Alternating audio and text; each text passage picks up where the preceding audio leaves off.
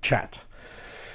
And today I would like to pick up a few of the words that Boys Brigade UK are actually considering, and that is living life to the full. Jesus says, I have come, in John 10 verse 10, he says, I have come to live life and live it to the full, so that you might have life to the full. And over the next few weeks I will just unpacking that and see how can it be possible. Is it possible? It must be. If Jesus says so, then surely it must be so. But how do we do it, especially in this strange time? Because of course schools are still not going back. If not June, then July, and maybe a little bit later. And I don't know about you, but I'm getting a little bit fed up of not being able to meet loads of people at the same time. Just one or two people here and there, but it's not the same. It's not the same. Here's a Bible verse from 1 Thessalonians 5 verse 11, and it says these words: so encourage each other and build each other up, just as you are already doing.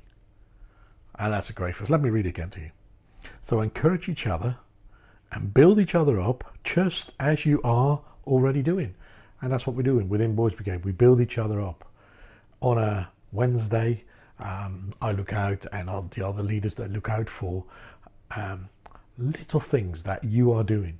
And then in May, if we were to have our display, which of course won't happen this year, but if we were to have our display, you would get your rewards, you would get your trophy. And of course some of you are trying to get this one. And young Mr. Ward, he is on course of actually winning one of those, because he's sending loads of postcards out. And that is what this is about. Encourage each other. Give somebody a text, give them a ring, say something good to somebody rather than tear them down. Tonight Carl and the company section will be playing games online, and it's so easy to say and brag about, oh yeah, look how good I am. But Carl is actually very good at those who struggle with either the games or even getting online. And he let others play, and then he will forfeit his play. And he will say to somebody, let me talk you through this, guide you through this. And we all need a guide in life. Who is your person that guides you, that helps you? Is it your parents? Is it your brother, your sister? Who's giving you great advice? Who's helping you with your homework, with the way that we're going through this? Is it your chaplain? Where do you get your encouragement from? What makes you feel so much better and say, yes, I can cope with this? How about Jesus? Do you turn to the Bible and say, actually, let Jesus be my guide, let Jesus encourage me so I can encourage others? I was delivering some yellow bags like these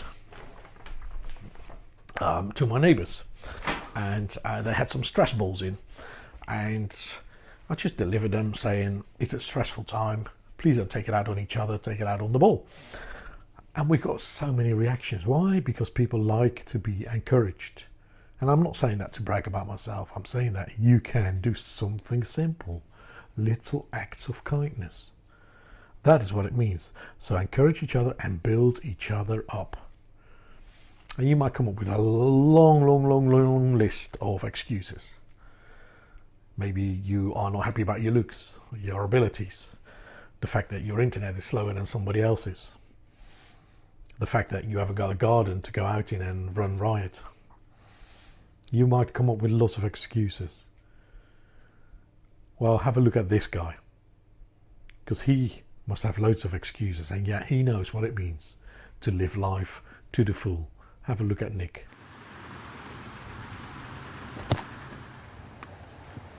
I wasn't ready.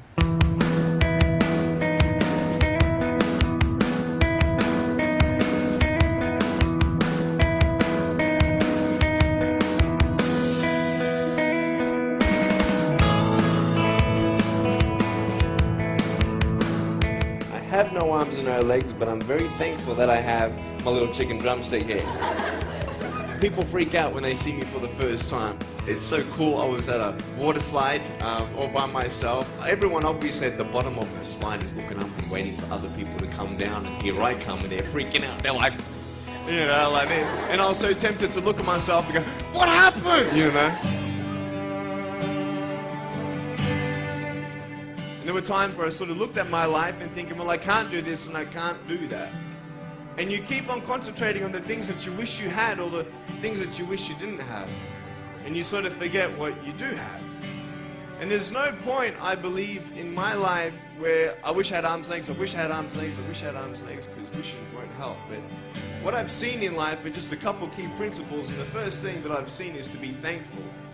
It's hard to be thankful, man. I tell you, when I was 8 years old, I sort of summed up my life and thought, I'm never going to get married, I'm not going to have a job, I'm not going to have a life of purpose. What kind of a husband am I going to be if I can't even hold my wife's hand?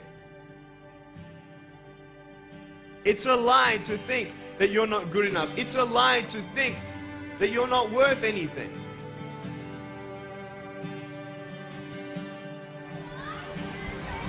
Oh boy.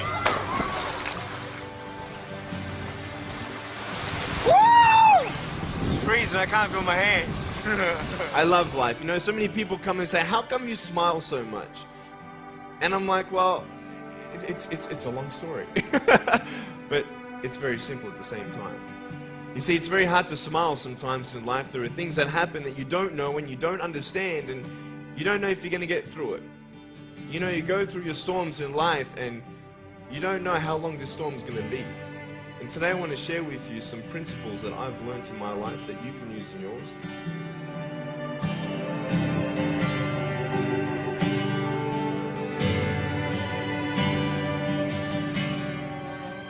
Being patient is beautiful. I tell you, it's the hardest thing. But I realize I may not have hands to hold my wife's hand, but when the time comes, I'll be able to hold her heart. I don't need hands to hold her heart. You know, it is scary to know how many girls have eating disorders. It is scary to know how many people are just angry at life because of their situation at home and angry at others. It's scary to know how many people actually feel like they're worth nothing. Every single girl right here, right now, I want you to know that you are beautiful. You are gorgeous just the way you are. And you boys, you're the man.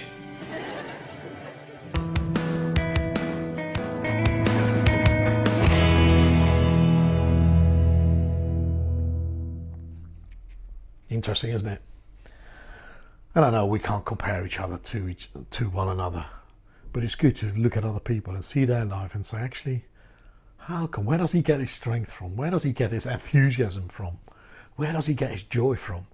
And he makes no excuses about it. He gets it from the Bible, and he knows.